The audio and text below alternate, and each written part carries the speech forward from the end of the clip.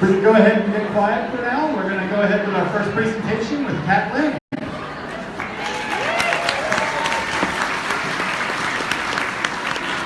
Well,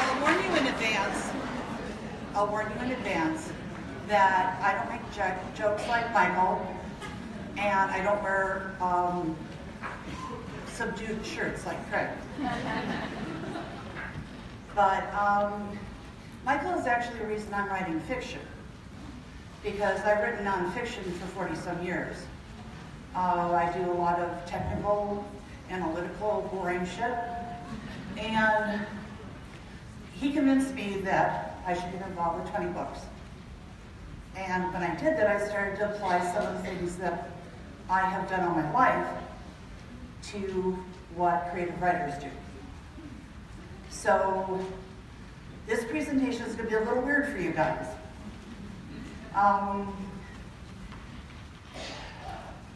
First of all, I'm primarily an educator. I teach people, I analyze. Actually, I'm a data hoarder. So what I'm going to give to you today is something I developed to help creative people be more effective and efficient. The problem with someone who works with applied industrial psychology is that they're always looking at how can things get faster, better, easier. And so I'm going to go over one of the techniques that we use strongly in Phoenix Prime, which is called fat outlining. Now, a lot of you are, you insist you're pantsers. Okay, no, I don't want to show my bio. Screw that. You think that you're, okay, I don't like that. You think that you either outline in a different way or you don't outline at all. And one of the, and I'm warning you, I'm going to go up and down while we talk. It's either that or stay in a wheelchair, and I don't want to do that because it's giving up. One of the people that I work with who insists that he's a pantser. Yeah. Yes, God. Says, I don't do outlining. And then he shows me his research in a binder this thick for a 30,000 word book. So, busted. And also, I would like to point out it has nothing to do with your wearing apparel when you're writing. And that also means that if you don't wear pants, you can still consider yourself a pantser. Which is a real story I'll tell you sometime over a good bottle of wine. But there are a lot of methods out there for how you lay the foundation of your story. You're going to lay the foundation of your story, and you've been taught to create beats, to create outlines, to use snippets. Each of them has some assumptions to it and affects the way you think. And when it affects the way you think, it affects both the end product that you're producing and how difficult it is to produce.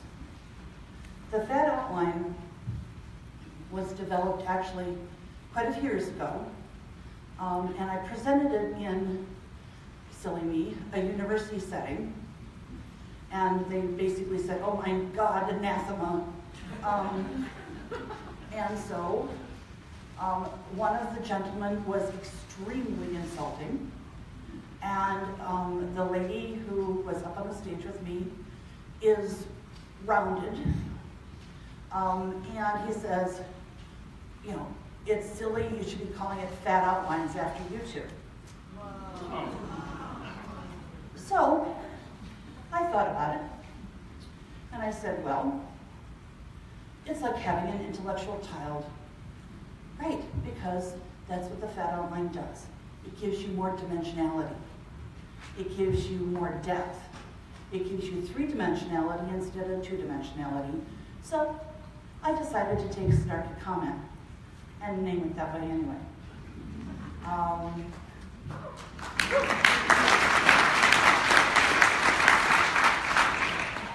Now, what we have, and this is a real place to see it. Thank you. The fan outline method is a result of about 35 years of effort. It's gone through a bunch of different ways of creating tools, some of which have been easy, some of which haven't. It's designed to capture all of the crayons you need to color your picture, your story, so that when you go to write it, you don't have to stop and go look something up. You don't have to stop and think something else through. It's also designed to hit an efficient flow through your brain so that you're not tussling back and forth inside your head. And what comes out of it is far more fluid and efficient. It is a flexible tool that goes around a core that allows you to build a different fat outline, for instance, for mystery, a different shape of it for mystery, or a different shape for romance, and so on. It can be tailored to fit whatever your needs are, whatever your core genre objective is. Now, I use it for all my nonfiction as well as my fiction. I used it for this presentation because I didn't want to forget anything. I didn't want to get to the end of it and go, oh, damn it, I should have worked that in. And by the way, Michael and I both do have potty mouths. Right, so part of the thing is it manages the internal creative process. And I've worked for many years with not only people who write, but people who paint, people who do sculpture, musicians, composers. And the creative process is really important that you don't get derailed. How many of you start to write something and you come up with a block? You come up frozen. You can't just get, for some reason, you can't get past it. Yeah, I see arms waving in the back. Okay, so the thing is that there's an internal war going on then. And what we're trying to do here is not only give you a tool to get around that, but give you a tool that allows you to see where it's going to happen. Okay? Now go back. Thank you. Part of it is that I'm sure most of you have heard left brain, right brain things.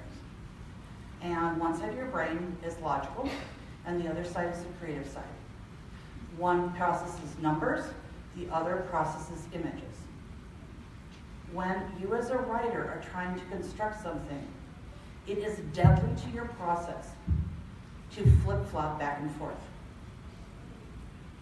We have a bunch of writers in Phoenix Prime that do what I call spinning in place, where they get to a decision point and they're like, well, maybe I should, maybe I shouldn't. There's another option. How about the fifth option? But maybe I should have made her a big dude with tattoos. No, maybe I should, They just go like spin, spin, spin. And the spin cycle is really not terribly useful for you. All it does is it drains your energy. So we try to limit the flip-flopping in the actual writing production stage. Okay? And I've got a handy-dandy image here, but I'm just going to paraphrase it because you can look at the image and we'll be happy to upload the slides, of course. You can look at the slides then. But what it shows is that when you're processing words, when your readers are processing words, you get a word and you have so many neurons fire. So it tends to be words fire, words fire, words fire. Okay. And that saying about a picture being worth 1,000 words is actually wrong. It's about 1,000,000 words. Because an image goes through a different processor in the brain. So if you write stories that contain imagery, if you write stories that contain sensory information, you make a more complete connection with your reader. It is also better for you as a writer because if you could have an image in your head, you can describe that image. You can use your words to define the shape of it, how it smells, how it feels, the lighting. It makes it more real. And if all you're doing is processing words, you're going to end up with a tome like Missioner's, where you use 42 adjectives to describe it's a blue ocean. Okay. And the person still didn't get a picture of it. So you need to have an understanding. That's how the brain processes. It also affects how long the image lasts. If I write a word saying, this person was angry, you know how long that lasts in a reader's brain? It lasts 2 or 3 sentences. If I give it an image and I say, his anger was like a fire that burned deep into the earth, they will remember that for pages. And so they will carry that image in their head with that character to extend and create a continuity in your writing that you don't get otherwise. Now, remember I prefaced this by saying it was a data hoarder. Okay? My life up to this point has all revolved around data. Collecting data, analyzing it, and understanding behavior. At this point, I have over 500 petabytes of data. And yes, that's a peak. And it's a hell of a storage bill, let me tell you. But part of the data that we're analyzing is we analyzed about 14 million productions. Stories, magazine articles, books. And we looked at how the time was split up in those. How much time is split for foundation preparation, whether it's outlining or extensive research. How much time was in the actual writing and the other classifications, and those should be on your handout, because I thought that was important for you to be able to see. And you can see that there is some differentiation, not a huge amount, in the different methods. But it becomes different when you look at overall time. Okay, the overall time commitment, if you look at average 50,000 word manuscript, there is a significant difference when you have all of the things you want to color your picture in one piece. That's what the fat outline does. It cuts down the amount of time you need to produce the story. And we've included in here remediation time. We've included editing time. All right? And it's important because there's a significant drop in editing and modification because you forget less, so you don't have to go back and redo. And I know how much all of you love to implement your editor's suggestions. Especially if you get a manuscript back and it looks red like it's bleeding through its nose. So anything, as far as I'm concerned, that cuts down the amount that I have to respond to an editor is important. And this is pretty important because in the time that Michael convinced me in mid-2016 to now, excluding my nonfiction books, I've done a little over 80 books and stories. And I have to say that I've enjoyed the journey so far, but I'm planning on getting a little faster. If you look at the overall production time, and you take that percentage of time that you spend and fit it into the overall time, you can see that it's a major difference. The foundation for a fat outline is much faster. Once you get used to the technique, it is much, much faster. Now, I strongly recommend you dictate because the flexibility of dictation allows you to take a fat outline and construct your story much more fluidly than you can if you're typing. We have some people in Phoenix Prime who type, and a lot of them that use some level of dictation.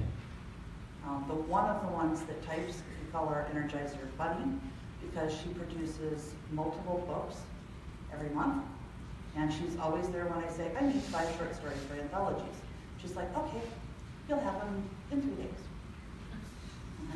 So and yes, I love her dearly. But the thing is that it allows you to be more fluid. Now, there are a lot of people scattered around that are wearing little Phoenix pine buttons. And you are welcome to ask any of them about how they use fat outlining, because I tortured them and made them say that they would talk to you. And they're all cringing right now. So when we look at fat outline, the first part we have is, I'll call part 1, the simple part. This is the part that doesn't upset people, sort of. It has a column for order. It has a column for section, and that can be a scene or an act, or depending if you're writing a screen script or not. And then it has commentary. The commentary is where I think your brain's going to start to hurt. Because the commentary doesn't look like a beat. The commentary does not look like a snippet. The commentary is where you put all the crayons that you want to use to color when you start to write. And we do have a part 2, and I'm not going to have much time to go over that because I'm trying to compress what it took the Trial by Fire competitive team weeks to learn. And so this is a very highly summarized process. But I do want to go over part 1 with you. Okay, and we will be around after the talks available for discussion if you'd like to. One big thing in the commentary is we use commas. We don't use periods. Cat gets cranky if she looks at somebody's fat outline and she sees periods. And the reason for that is that you're taught from a very young age that you put a period at the end of a sentence, and that's the end of the idea. So if you're looking at something that has a period in it, at a subconscious level, that's the end of your thought. So when you as a writer look at something that has a period at the end of it, you say, this is the form it's supposed to be, and if I want to expand that, I have to look at it because I need to go through further explanations and so on. So you're not creating the writing fluidly. What you're doing is you're saying, here's a thought, I must incorporate this thought. Well, I don't know about you, but when I get my fat outline and then I go to write it, sometimes it takes a left turn. It doesn't always go the way I planned it going. And it certainly doesn't end up in the same shape that I thought it was going to go, because part of what you do when you write is you allow the creative process to bloom. And that blooming creates something unique to you. It's your voice. And your voice may have had a hangover when you wrote that sentence. So by using commas and not periods, and it does not sneak by if you're just substituting, because you will get caught. What you want to say, the pieces that allow you to create the writing afterwards, not the hard shape of it. It's not a jigsaw puzzle. It's more like crayons in the box. And if you give a child 4 colors, the child will draw you a simplistic picture. If instead I put a huge pile of 130 colors, 150 colors, whatever, on the table, what I get from any group of children, any group of adults actually, well, child ego state, same thing, is something that is far more distinctive, something that is far more fluid, and something that's far more inventive. So I want to give the part of me, the child ego state, the part of all of us that allows us to create something, I want to give it all the colors that fit it. So I put those colors into the fed outline, and then when I'm ready to write, I look at the fed outline, see the colors, and dictate. Now, I don't usually join in the sprints on 20Books because too many people get cranky at me and tell me that I can't write that fast, which I find somewhat objectionable. But there's a significant difference in how fast you can write. When the Phoenix Prime group started to go through the Trial by Fire, and I said that they had to do a 5,000-word story, there was a wailing and gnashing of teeth. We had people hiding under their desk with and without bottles of wine, people in tears. Now, I'll say, we have an anthology coming up, we need 7 stories, minimum 5,000 words, and I need it in 10 days. And we'll end up with extra. Because they're like, oh yeah, I can do that. It's a different in expectations. It's a big difference in expectations. And that difference is also coming out with, it's easier to edit. It doesn't require 5 rewrites. So the tool is there to help increase your efficiency and your productivity. Those of you that want to make a living at being a writer have to find the tools that work for you. And frankly, fed outline is not going to work for everybody. There's some people who look at it and go, this makes no blatant sense. Great, use a different method.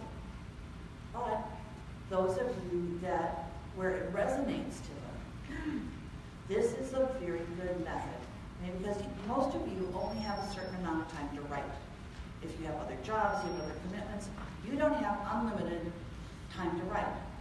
And if you do, I want to learn that spell because I could use longer days. So you only have a certain amount of time. And if you only have a certain amount of time, if you have 2 hours, would you rather finish a short story or would you rather finish half a chapter? You know, seriously. So I'm a workability, which is someone who focuses on did it get done and did it get done right. I'm not much into let me enjoy the process and stretch it out. I'm certainly not a social butterfly. So, as you probably guessed, because I sound really cranky and I'm on my best behavior. Aren't I? So, the issue here is, do you want to make the minimal stress situation writing effective? Because writing is stressful enough. You know, when we have our discussions, I liken it to, as a writer, you have to be willing to run down the street naked. Because that's effectively what you're doing. You're putting it all out there for unknown people to stare at, poke at, and comment. So, how do you want to get there? Do you want to write a lot of stuff? Do you want to write a little stuff? This is a philosophical difference, and there is no wrong answer. I mean, Michael says, your book, your business. And absolutely that's right. As an educator, I say people learn differently, they create differently, and as an educator, I feel like I have a responsibility to say, here are some different tools, some different ways of doing things, and then to tell you what we found about those tools. So, the optimization with the fat outline is to provide the ability to get things done in the first pass more, so you don't have to go back, add stuff in. And that's really it. Please. All right, so we're trying to do something that the outlining gives you an integrated message, an integrated collection of the pieces that you need to do effective and efficient writing. You want to increase the dimensionality. If you just use a simplistic outline. If you use a beat situation, beats are catching the major points. What this does is it catches more than the major points, but it doesn't make you write them out. For instance, we were doing a fat outline exercise yesterday because we're running in Nana's game. And so the exercise produced fat outlines. Everybody in the game produced a fat outline. And I was looking at one. It was the first outline she'd done. And she said, danger, cold, hair on the back of the neck. And she went through things like that. So these are little pieces. She used about 60 words. Those 60 words will blow out into a 2,000-word chapter. And she will do it in 1/10 the time it would have taken her before.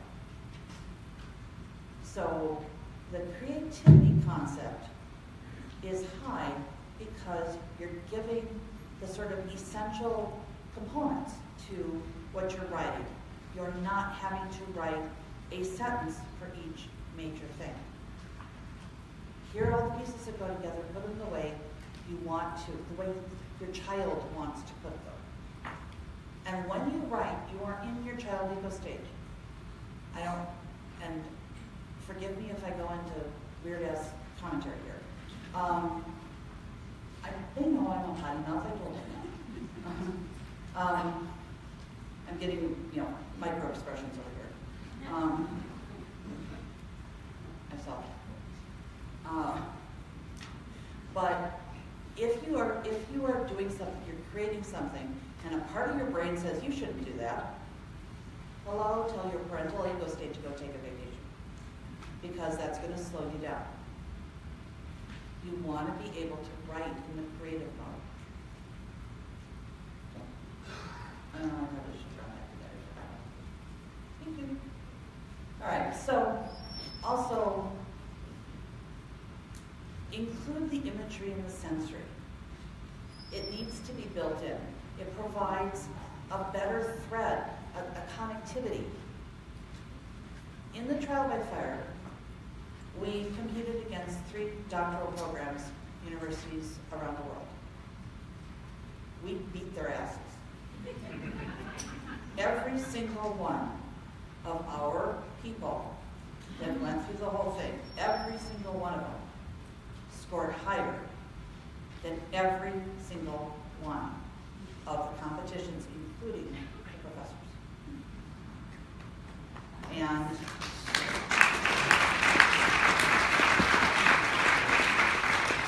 a person who's going to turn beet red by the name of Brian. Hello, Brian.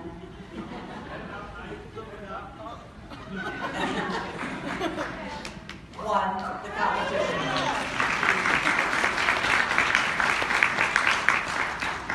And the blind judging called him one of the most powerful writers that they had ever seen. So,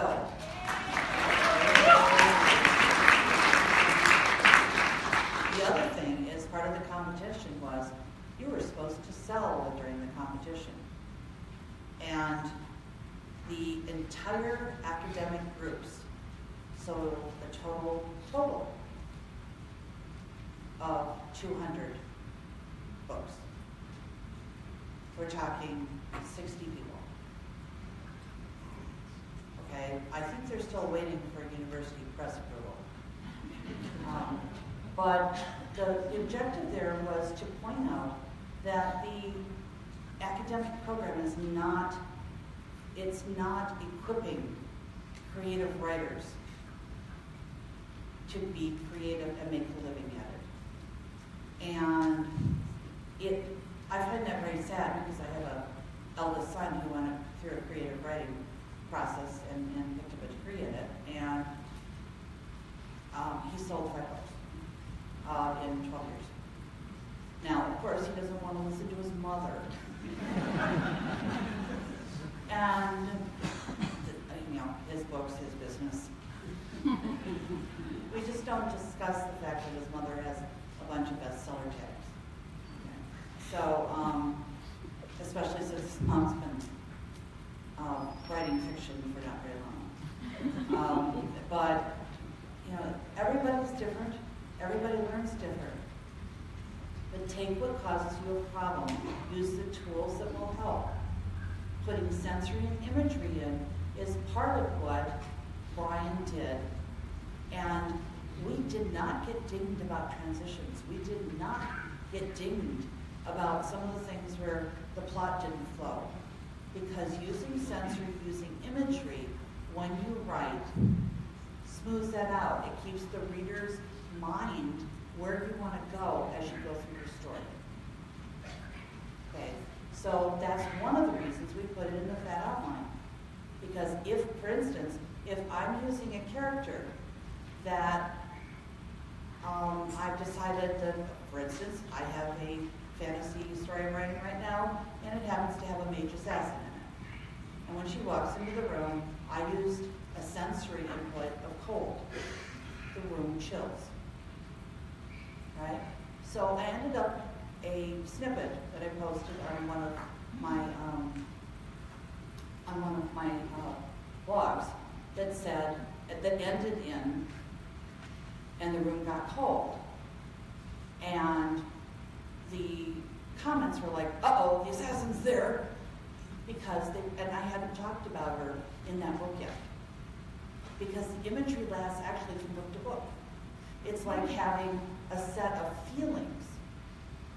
And when you write, when you read, if you have imagery that has been established, it will sweep in all of the other things that you remember from that previous time. Just like in Michael's book, when somebody starts swearing, you know it's Bethany. So, increased fluidity and a reduction in edit time.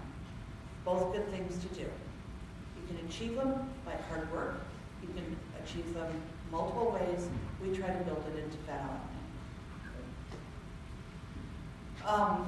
When I wrote this, questions were not going to be allowed on the floor. So I said, well, you know, you could talk to us outside of this. Though I really objected to Craig's posting when he said you could mug me in the hall. But guess what? I don't suggest doing that. Okay. But the Phoenix Prime people will be happy to answer questions. And they promised me not to play with your minds too much.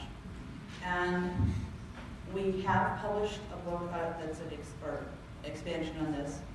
And we will be making recorded lectures from the Phoenix Prime program available next year. So I think that, please tell me that's the last slide. Okay. I do want to thank you for your attention. I know this has been a little bit of a left turn, and you'll get back to the more normal world for a while, but if you have questions, you can go up to the microphone and look nervous and talk into it now. But you can also, yeah, I'm sorry? I'm back at 7 minutes. No, Yeah, we can totally have questions. That was the plan. I was going to do it even if you told me I couldn't have questions. I'm not terribly obedient. I have a question. No? Okay. All right, so. You have to use a microphone. There's a microphone. Have to get up and use a microphone. Either that or yell at me. And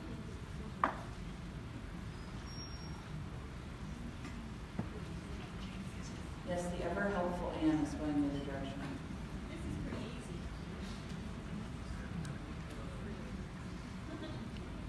Great, you can ask questions with the microphone. This is a pretty easy question. How fast do you write? You didn't say, you said people got upset about it when you posted it, but how fast, how many words can you produce in a day? In a day? In a day. I dictated about 25,000 words an hour. Thank you.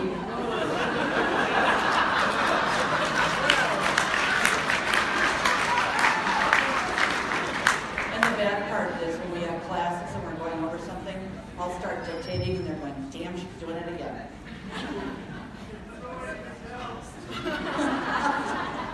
One more question.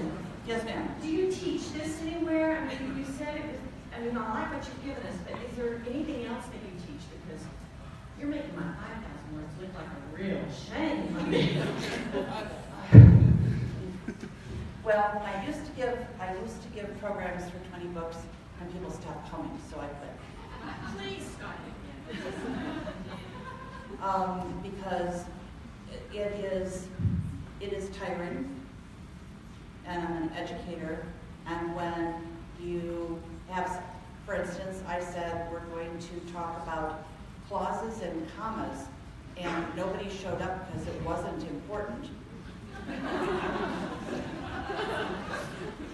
I got really offended. Yes, ma'am.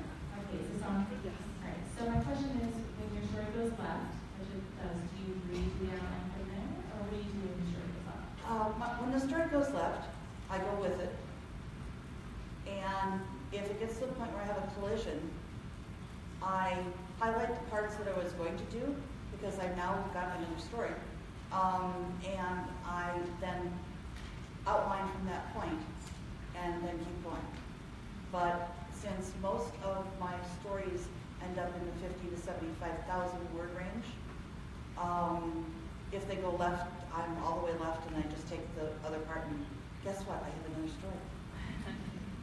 So, or a cog top. No.